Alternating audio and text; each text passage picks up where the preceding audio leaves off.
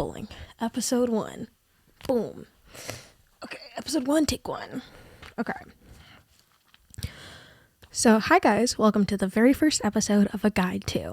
I'll be your host, I'll be the host, I'll be the guest.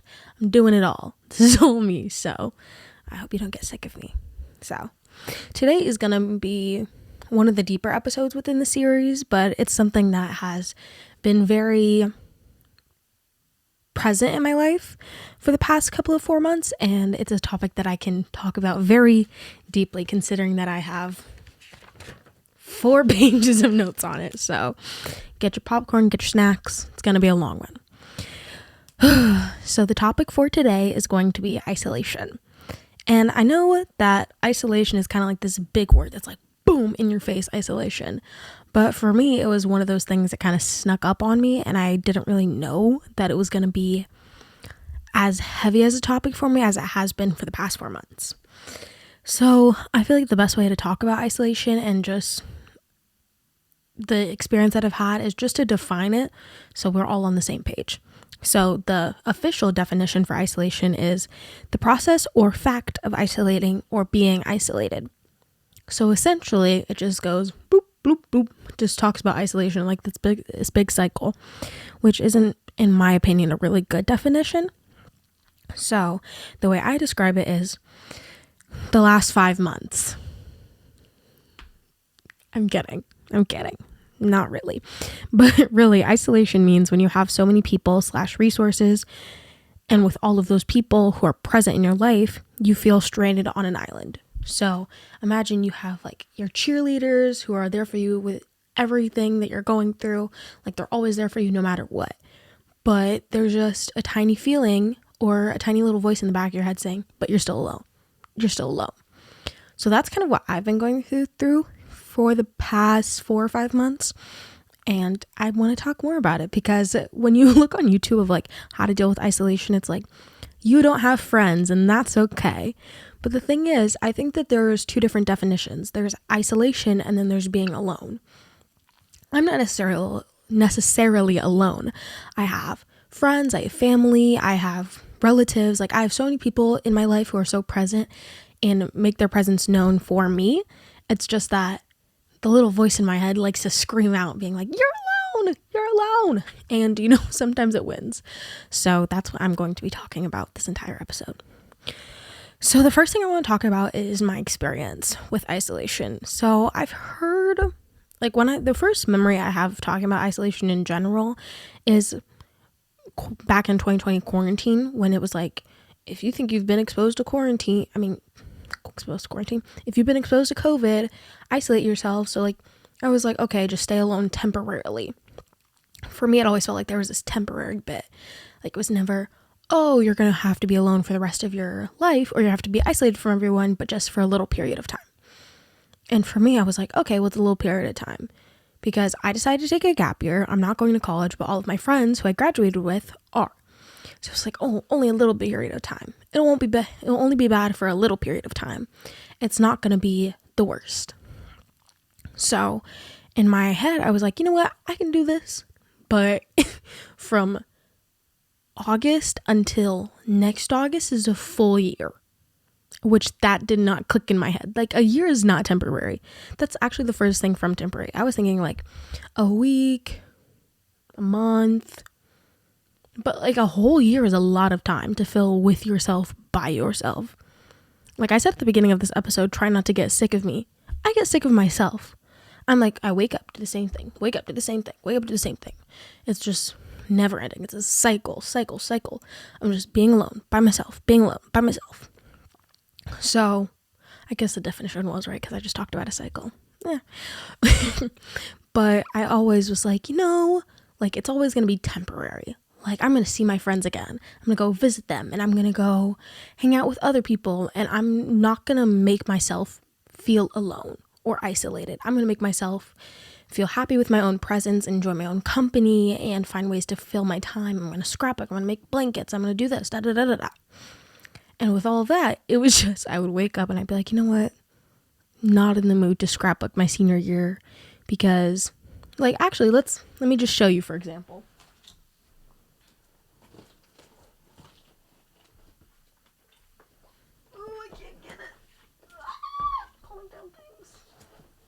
Oh my god, I just pulled down all of my LED lights. That's okay. But this whole scrapbook has all of the things for senior year. Like when I went to London, when we went on our senior retreat, decade dance, all of my senior year memories are in that book. And I have not touched it since my graduation party because I don't want to scrapbook the rest of it, because I'm going to have to think about how this time last year I was with my friends. This time last year I was, October? So I was in rehearsals. This time last year I was getting ready for basketball. So looking back on those, if I scrapbook, I would probably cry. And not being like, oh, I'm not with my, like, I would probably cry because I'm just alone right now. Like, there's no one to be like, oh, look at how these cute memories, da da da da da. I'm just by myself. So let's talk about further diving into my experience. Let's talk a little bit more about the most recent experience. And I have it all written out, so I'm going to read off of it. So about 5 months ago, like I said, I graduated high school, and after I graduated, my life shifted into this new category of life that it's never been in. The best way I've described it to people is it being in 3 different categories. Number 1 is you're still in high school. Number 2, you just graduated and are getting ready to go to college. And number 3, you're in college. So the way that I viewed it, even during senior year, the way I viewed it was, once I graduated, there was no turning back to go to high school. And like, obviously, yes, I can't go back to high school and like retake classes. That's not what I'm talking about. It's kind of cut off all communication with your high school. Don't talk to anyone who's still in high school. Don't go back to your high school to visit. Don't just like completely exile yourself, isolate yourself from high school. And I was like, you know what? I can do that because I thought I was gonna, in a way, move on from high school. I was like, you know what? This summer and until I end up going to school again, going to college, I was like, I'm going to be fine. Like, it's going to be okay because I'll have these new experiences and these new people in my life. So the people who were in high school who I was friends with, not in a way cut them off, but like start to deplete the amount of conversations I was having them on a daily basis. So I was like, you know what? that was something that was very prevalent in my mind senior year. And I still talk to the people who are still in high school now, but it's not, let's go hang out and go to the mall. Let's go get lunch together. Let's go do this. Let's go do that. It's not that anymore. It's just, hey, how are you doing? Was checking on you. Wanted to see how you were doing. How's class? Like stuff like that. It's not, let's go hang out together. And in my head, it's weird to do that. And I'm sure to other people, they're like, we would love to go get lunch with you, da da da. But the last thing I want to do is to be seen as that girl who graduated high school and keeps coming back. Like, can't move on from her school. So that is why I'm like, all right, isolated from that. And it was fine because it was in the summer and it was still this lull period of no one was in school. So you could still hang out with people who were in high school or people who were in college, yada, yada. But once all of my friends went to college, I was like, oh, I'm just here by myself. And yes, I talk to my friends. Yes, they check up on me and see how I'm doing. But again, I don't want to make it seem like I'm like, I need you to check on me because I'm alone by myself and I have nothing to do. And please talk to me, da da da da da. And that's weird. So it's like they're in college doing their college thing, going to classes, talking about their terrible teachers or their exams or their midterms or whatnot. And then the people who are in high school who are seniors are applying to college and taking tests every day, not every day, but every week and doing stuff like that. And then it's just me right here by myself, like not in either category. So I'm just isolated by myself. And I was like, you know what? This is going to be temporary. I'm going to do something. But the aspect of that is when that didn't work out, I didn't have a backup plan. Like I kept saying I have a backup plan. I was like, okay, I'm going to do this if this doesn't work out. But for me, I was like, I'm manifesting that's going to work out. It's going to work out. So my backup plan was put on the back burner. And I was like, oh, I have not like touched or even thought about this idea in months. So that was kind of something hard because I was like, I kind of could have stopped this self-isolation from happening had I just given it more thought. But when you think something's going to happen and you're like so sure of the fact that something's going to happen, you're like, why would I attend to something else that is not going to happen if this number one plan happens? So I was kind of mad at myself for a couple of months. No, not months, but a couple of weeks. And then I was like, you know what? It is what it is. Life goes on and I need to move on because I can't just sit here and sulk about it, or else me sulking about it is not going to do anyone a favor. So that's kind of where I was for I graduated in June, maybe until like mid-August. I kind of was just like, nah, it is what it is. I'm moving on. So that is kind of the first hint of isolation that I felt. But I was just like, life goes on. And that's a coping mechanism that I have. It's just like life goes on. I can't sit here and sulk about it because then I'm wasting the time that I do have to do something else or make something else better. So for me, I was like, why should I sit and sulk when I could just do something else and distract myself? Like, I've been obsessed with Mario Kart. Like, my TV over here has my little Mario Kart set up.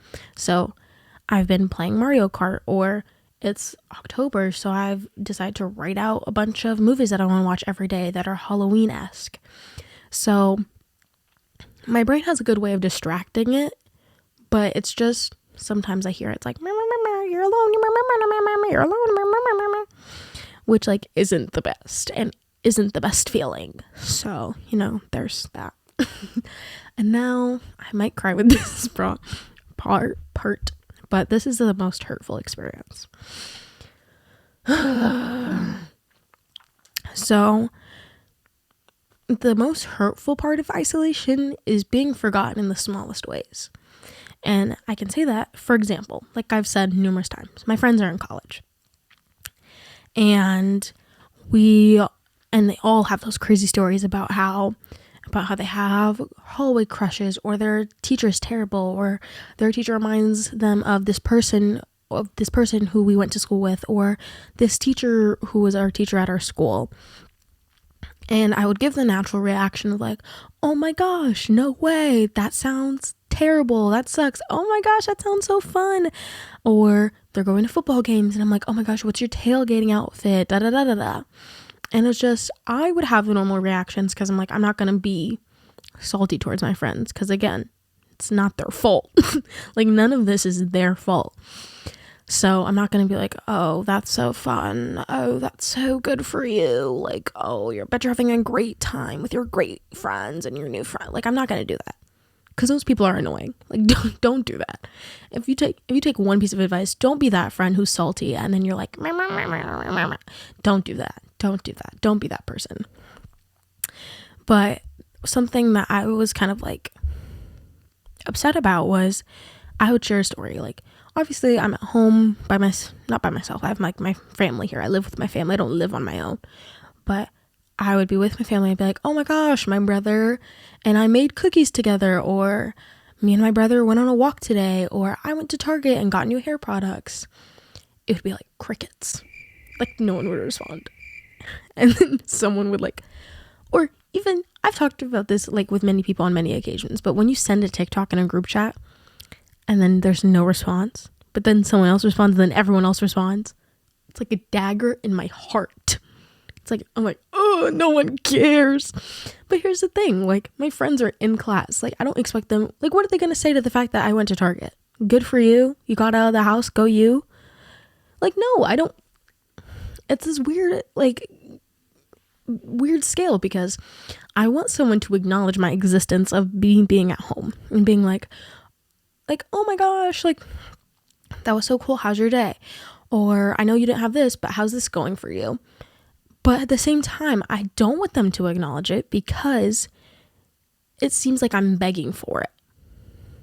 And also, I don't want to be I hate being that girl who's like always talked about in groups, that girl who's always da-da-da, because like I've been talked about my entire life. That sounds bad, but I've been talked about in regards to the fact that I was the baby of the grade, graduating at 16, about the fact that I was one of the shortest people in the friend group. Like, I've just been talked about in so many different ways that I don't want to give people another reason to like I don't want to add to the list. There's already things that are on the list. I don't need people adding to it. And that may be my own insecurity shining through, but that's just the way my brain is wired. So it's like this, I'm like, I don't want to ask, but it hurts my feelings. But I don't want to say that it hurts my feelings, because then everyone's going to give me the worst thing someone could do to me. I'm going to spell it out. P-I-T-Y. P-T. That's why I've had such a hard time the past 5 months, because I don't want to acknowledge the fact that I am alone and I am upset. Because if I do, then everyone's going to be like, oh my gosh, I'm so sorry. I didn't mean to do that. Da, da, da, da, da. And it's going to go in this whole ramble, right? And then they're going to feel bad. But then it's going to be like, I feel, this is just how my brain works. This may work different for other people. But in my head, I'm going to be like, every time that someone does ask me, how are you doing? How's your day been? Reacts to my TikToks or reacts to one of my stories that I tell. It's going to be like, oh, I had to ask them to do this. But here's the thing. Some people don't know that what they're doing hurts other people's feelings. It's as simple as that. It is as simple as that. Like, some people just don't know that what they're doing hurts other people's feelings. And I'm not blaming my friends. Like, if I was in the same position of, I went to a post-grad year and went to a post-grad school, and someone had sent us message in the group chat and I was busy with homework or busy in class or busy hanging out with all these new friends that I made, I probably wouldn't respond the same way that I'm responding now. So for me, it's just like, I completely understand where everyone who I, in a way, like slightly resent, I get it. I don't hate them. But it's hard because it's like, it still hurts my feelings, but I don't hate them. Because I feel like for me, like in middle school and high school, it was like, if you hurt my feelings, I didn't like you. It was as simple as that. So now when I'm like, but I don't, that would be like, because I don't get why you would do such a hateful thing to me. But now I'm in the position where I do get it. I do get why I'm not getting the same responses that I would get. I get why things aren't the same. So it's this weird imbalance in my head where I'm like, am I being too over dramatic? Like, am I making this about myself? Because all my friends are in like their freshman year of college. Like, that is so exciting for people to be away from home for the first time and to experience all these new things. And as someone who went to an all-girls school, like, be in class with men for the first time, like, that's exciting for them. So for me, I'm like, I don't want to seem hateful or hate on them so that when they text in a group chat, they never talk about school. Like, that's not what I want at all. It's just that's how, I need to stop hitting this. That's just how the cards were dealt. And there's nothing that I can do to change that. That's just the way that the universe has dealt the cards in my hand. So does it hurt? Yeah. Is it something that I'm been struggling to get through and I still am? Of course. But the thing is, I want to make very clear, I don't blame anyone. And I want to say I don't blame myself, but I feel like I kind of blame myself. Because again, like I said, it feels like I could be doing so many other things to fix the problem. Like, I could be waking up every day and being like, you know what, I want to do something that gives me joy. Like, I want a senior scrapbook. But I know that that's going to hurt me. So it's like, do I force my way through the hurt and just go through the wall of emotions that is blocking me? Or do I just figure out a way to go around it without having to deal with those emotions and then just push it back further? So, I don't know. It's just, the situation is hard. The situation is difficult for everyone involved. Actually, it may not even be difficult for the other people involved. I think it's just difficult for me. It's just hard for me. It's a difficult situation where I miss my friends and I want things to be the same, but things can't be the same because everyone's doing different things and experiencing different things and making new friends. And I'm like, I just feel like I'm on the little island, like isolation. It's like I'm over here just by myself, like, hey, like, don't forget me over here. But then all my friends are like meeting new people and having all these different experiences. And I think that a part of it is like, I don't know if I'm jealous or if I'm just upset or if I'm just sad. I don't know what's going on in my head. And I think that's why it's like, that's the thing about isolation and alone and being alone is like talked about on social media. It's like, are you sad because you have no friends and you're alone and don't know what to do with your time? Well, here's the thing for you. And it's like, I'm not sad. Well, like, I feel like sad isn't the only emotion that I can have. Like, I am angry, but I'm not angry at my friends, angry at the situation, which again are two completely different things. Like, you can be angry at a situation, but I still love my friends to death. So I feel like I have so many conflicting emotions where it's like, should I be sad? Should I be angry? Should I be happy? Should I be joyful? Like, what do I do? And there's no one to tell me what to do. So I'm just stuck in this endless cycle of being like, I wish it was me. It's not. Let's do something else.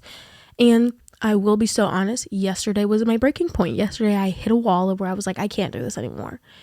Because I had seen so many posts on social media of being like, I'm having so much fun at this college event. This college event is doing this. This college event is doing this. And my friends were texting me being like, I had this crazy dorm experience. I had this crazy tailgate experience. I had this crazy hallway experience. Da, da, da, da. And it was just, I was like, I can't take it anymore. So I blew up. I cried. I got angry. And I was basically crying all day. I was sobbing all day because I was like, I just don't get why. Like, why me? Like, I do so many good things and I do so much. And I do so much. So it's like, why should I have to be the one who's like, oh, well, sucks for you. Like, just wasn't fair to me. So I think that it's a lot of like anger and sadness because I'm like, I don't get it. Like, for once in my life, there's something I don't get. And it's like, why me? And also, why do I have to like go through this on my own? Because like, I don't want to be a bother to my friends. I don't want to tell them being like, please pay attention to me. Like, please, like, for the love of God, I just want someone to say hi. How are you? But then I'm like, they're busy. Like, people are busy. People have things to do, let alone like, oh my God, I'm crying. This is so embarrassing. So it's like, I don't want to seem like I require people to talk to me all the time and give me attention all the time. But it just sucks. Because it's like, I want things to be the same that they were, but they aren't. Which just makes it so much worse. Because I'm like, I enjoyed how things were last year. Like, last year was really good. And it was really fun. But things now are just different. And I don't know how to do it. Especially do it on my own. Like, if I was going through college and crying because I miss my family, I'd be able to talk to my friends. Because they're away too and they miss their family. But it's like, who do I talk to about being alone? Because everyone I know or everyone who's in my life is in high school or is in college and is doing something. I don't know a single person who's just like waking up and doesn't know what to do with their day. Which is like the sad part where it's like, that just makes it worse. Because at least if I was in high school if I was in high school or something or college or wherever I was, I would have like someone with a shared experience to talk to if I was struggling. But it's like, that just makes it worse because I have no one to talk to. So I'm just constantly in my head all the time. And I just have no one to talk to. And I'm just, I feel alone. I feel alone and I'm sad that I'm alone. But at the same time, like, I keep talking about it. It's just, what am I supposed to do? I'm stuck in this little box by myself until I figure it out, until something clicks one day and I'm like, you know what, I'm gonna distract myself, I'm gonna do this or I'm gonna do that. Like, until that day approaches, and I keep hoping it's soon, I'm just stuck. And that's the worst part. So I think that has been the worst part of it all. Like, that has been the most hurtful, like feeling forgotten, but also having no one to talk to. So it's just constantly in your head. And even though that is a lovely song, In Your Head by Ariana Grande, it's not a lovely emotion to feel 24/7, especially for the past month. So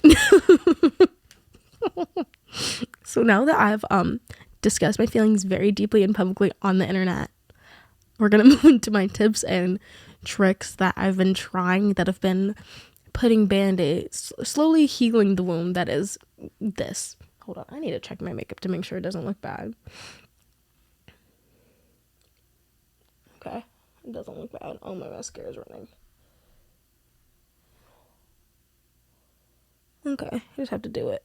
Okay, it doesn't look bad on camera. That's all that matters. Okay, so here are some of my tips and tricks that I've been using to kind of not overcome it, because I don't think it's something that I'm gonna overcome so easily, but it's like, if you have the way I can put it is, if you have a scar, like a big scar, I'm trying to find one on my body, I don't know where one is, there's one on my knee, but I have pants on. Anyways, for me, it's like, there's a difference between a scar and a scab. You have a scar that is just something that shows that you've gone through it, but what it feels like right now to me, a scab, it's like, it's open and it's healing and it's crusty and it's dirty and there's like a little piece of lint in it and just hurts real bad. So these are things that I've been doing to kind of put the Neosporin and the Band-Aid on the scab.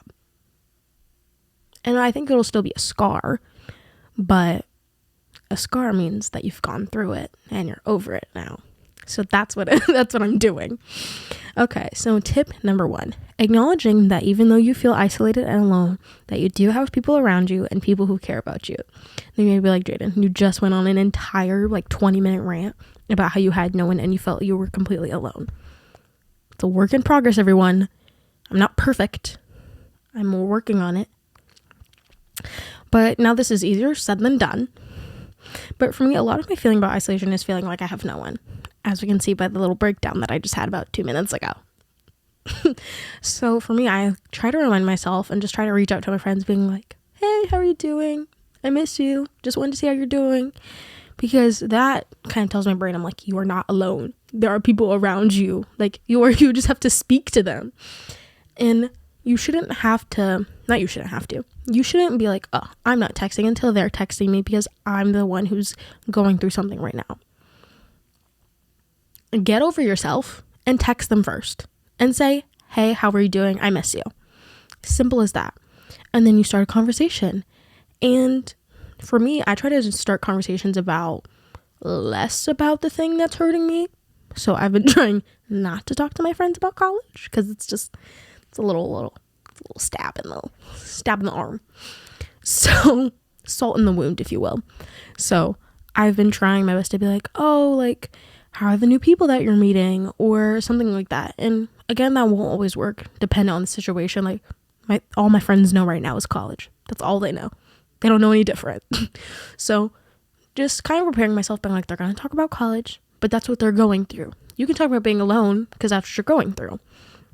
But again, acknowledging that you have people around you who care about you and love you, that immensely changes my perspective. Like, there are people around me who care about me. I just have to vocalize that I care about them as well. And that's my tip number 1. But again, easier said than done. So this one's a work in progress for me. So tip number 2, everyone is at different points in their life. I feel like this is self-explanatory, but I'm still going to explain it a little bit. For me, it's hard to be okay with the fact that I'm isolated because no one else is, like I've talked about. So not knowing anyone who is going through the same things that you are makes the isolation just feel like you're cast away further and further and further.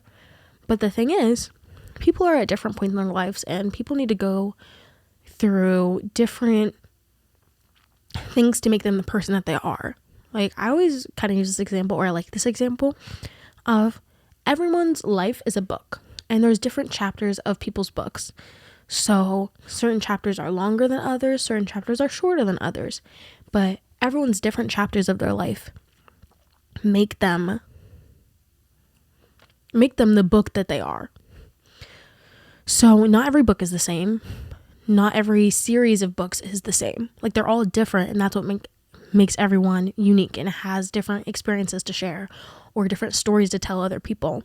So for me, reminding myself, like, I'm going to get to college eventually. It's going to be August of next year. So even though that this extended period of self-reflection and learning about self-discipline and learning about all these new things are coming at a different point in my life than I expected them to, it doesn't mean there's anything wrong with that. It just means that I'm learning things at a different pace than I expected, and it's going to make me into a better person down the line. So when I get to college, I'm going to be like, you know what? I learned how to wake up every day and make a film and do the work that I said I was going to. So when I get assigned homework and I don't really want to do it, I have that self-discipline already to do it. And again, my self-discipline is something that I'm working on, but it's a work in progress. So reminding yourself that everyone's at different points in their lives, and you don't need to be doing the same thing that Susie Jane over there is doing. Oh my God. Is this a pin stain? No, it's not. You don't need to do the same thing that Susie Jane is doing just because you and Susie Jane were the closest of people since birth. Like, you and Susie Jane can be at different points in your life, and that's okay. So, as simple as this, you don't need to be like everyone else. What's that cringy quote from like classrooms where it was like, each Dalmatian has different spots and you have your, something like that. Be unique, be yourself. And then this is my last and final tip for today's episode.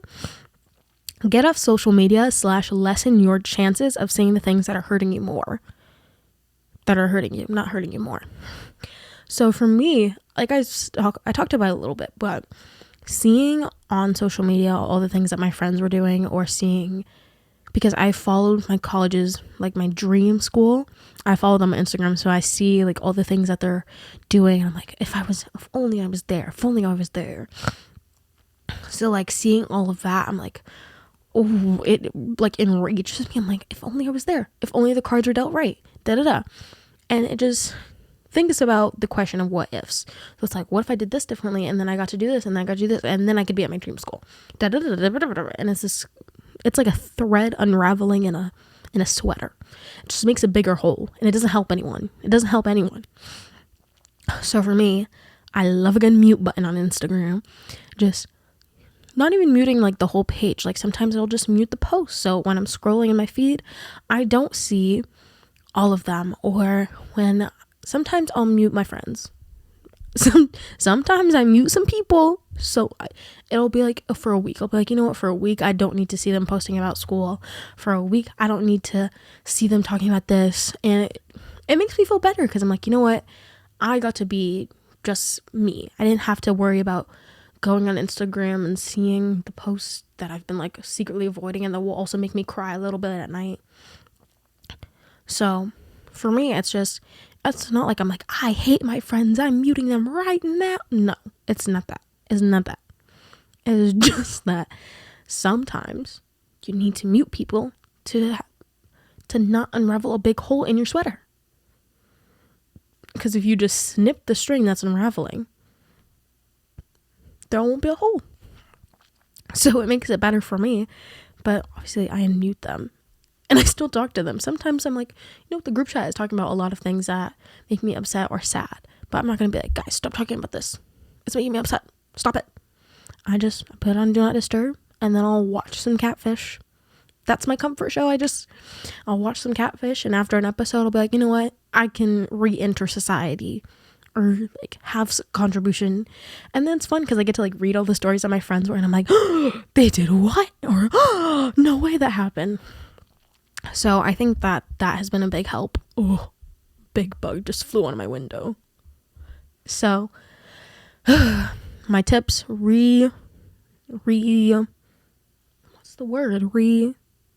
summed up again. Not re-summed up, but summed up again. Number 1, acknowledging that you're isolated, but you do have people around who care about you and love you.